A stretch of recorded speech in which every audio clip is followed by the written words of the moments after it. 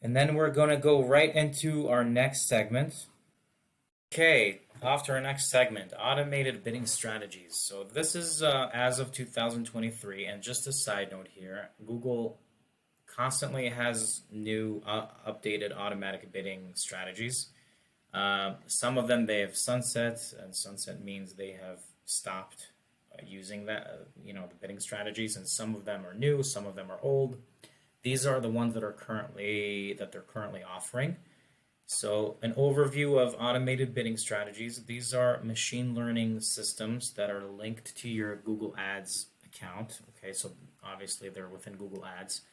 So, you would need conversion tracking enabled within your account.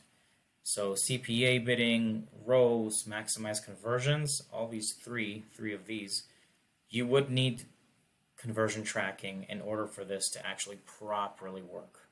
Okay, because this basically takes into account your conversions, whether it would be sales within an e-commerce platform or leads, phone calls from an advertising campaign. And then we take that conversion data and intermix it with their cost per click data from Keyword Planner and kind of segment it or basically target their understanding of what the best cost per click for you would be. So all these would need conversion tracking enabled in your website. So I'm just going to go into the first one and kind of tell you a little bit about it. So cost per acquisition, target cost per acquisition bidding is basically just like we talked about before. So CPA, target cost per action or target cost per acquisition, is the lead cost, how much it would, target cost per acquisition is basically how much it would be worth it for you to pay for a lead. So pay per lead, say it's $50 or $60 per lead, it is worth it for you to pay. Within Google's system, you would put $50 as your CPA bidding, right, equals $50.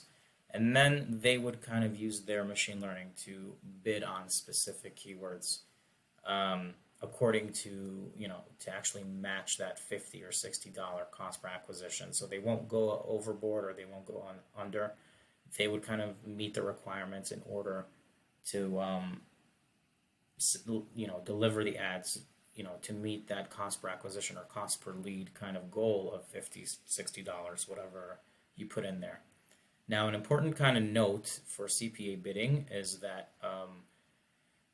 for the first 2 or 3 weeks, in my experience at least, for CPA bidding, it does kind of go crazy. The system, usually if it's 50 or 60 bucks, it goes like double or triple. So $150 cost per acquisition, and then slowly but surely it goes down as the machine learning kind of learns and understands, the market, and you don't really play around with it. So 2 to 3 weeks is when it usually starts working.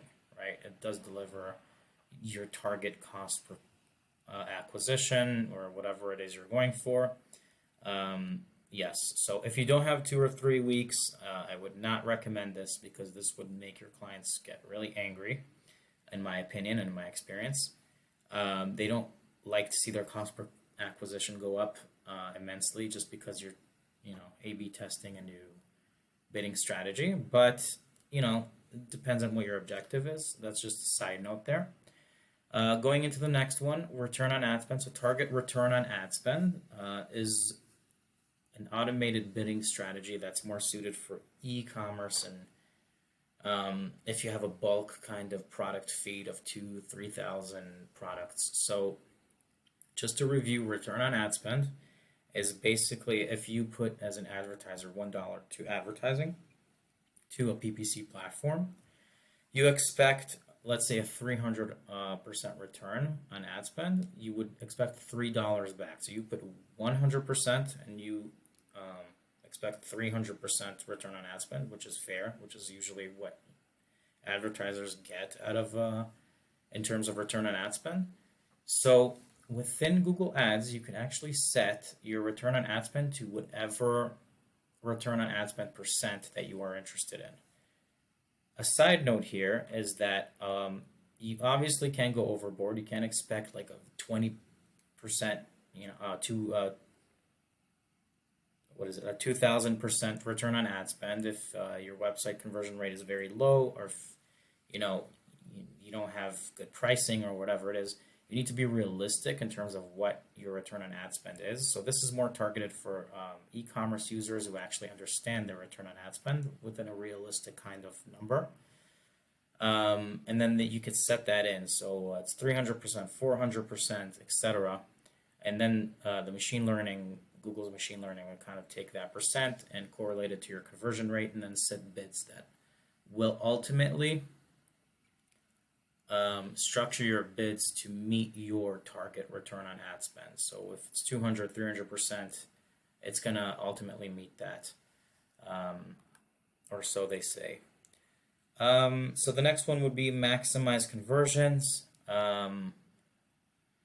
So this would be just an automated bidding strategy that, again, you would need conversion tracking enabled for. So let's just pretend it's a phone call campaign for a plumber.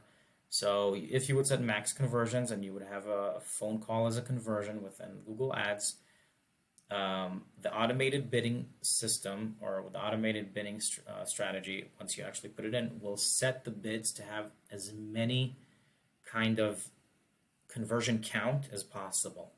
Okay, they don't really care about cost per conversion, they just care about conversion count. So this is all dependent on your budget as well, but basically this would set its own kind of parameters for audiences and locations and all this other stuff. Obviously you wouldn't have to put your own settings beforehand, but this would kind of look into the top day and time, the top age demographic, all these kind of points where they could optimize your advertising in order to get as many conversions as possible. Or so they say, right? In my experience, a lot of the times I've tried this, and there's a kind of a difference between quantity and quality. As an advertiser, you need to find kind of the mix of both, or the equilibrium of both. So I would not recommend maximize conversions for anyone. I would just recommend, if your client is, we need conversions.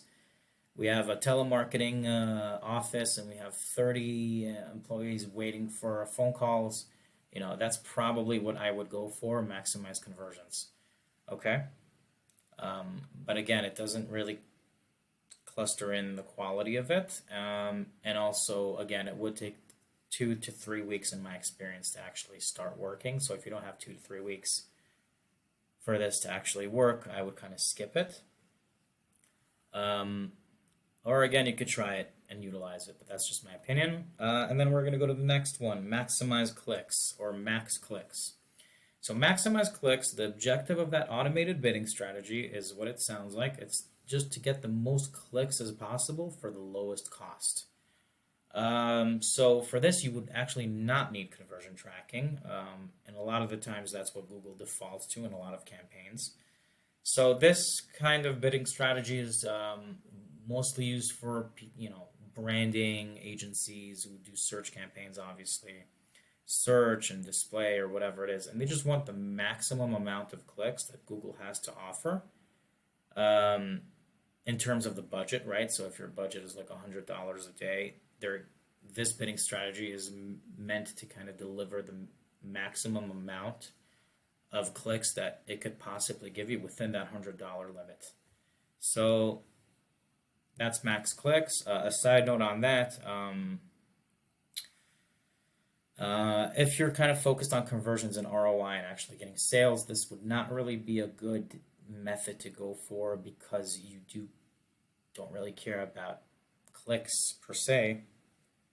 You care more about the quality of the clicks, and you care more about how much you pay per click. Now, a lot of the times Google says, max click is the lowest amount of clicks possible in order for you to get the most amount of clicks.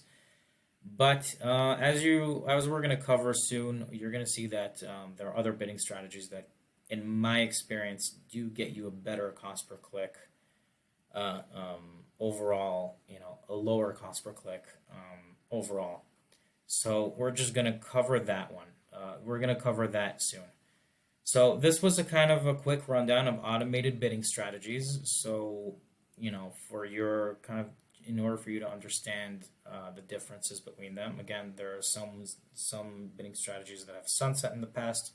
I'm sure there is going to be new ones, but just an overall arching theme for everything here is a lot of these bidding strategies are based on your conversion tracking. So if you don't have conversion tracking set up, it would kind of be a problem for Google's machine learning AI to understand how much it is worth it for you to pay per click, right? So if you don't have conversion tracking, you obviously can't do maximum conversions.